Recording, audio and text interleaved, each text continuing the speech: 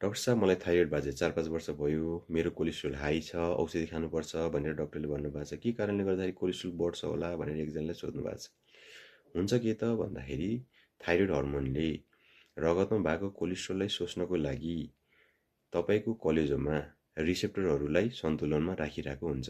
यदि thyroid hormone कमी हुन गयो भने ती कोलेस्ट्रोल सोच्ने कलेजोमा भएको रिसेप्टरहरूको पनि कमी हुन जान्छ, जसकारण रगतमा कोलेस्ट्रोलको मात्रा बढ्न जान्छ।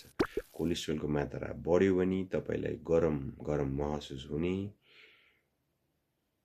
छटपटाहट हुने, रातिमा निद्रा नलाग्ने समस्याहरू आउन सक्छ। अब यो कोलेस्ट्रोललाई घटाउन यी 4 कुरामा ध्यान दिन जरुरी छ। नम्बर 1, एभ्री 3-4 महिनामा तपाईले कोलेस्ट्रोलको जाँच गरेर खाइरहनु भएको औषधि बढाउने अथवा घटाउने डाक्टरको परामर्श अनुसारले बढाउन घटाउन सकिन्छ। नम्बर 2, कोलेस्ट्रोलको मात्रा धेरै छ भने डाक्टरको परामर्श अनुसार त्यो कोलेस्ट्रोललाई घटाउने औषधि खान सकिन्छ। नम्बर 3, कुनै खानेकुराहरूले थाइरोइड हर्मोन घटाउने पनि हुन्छ।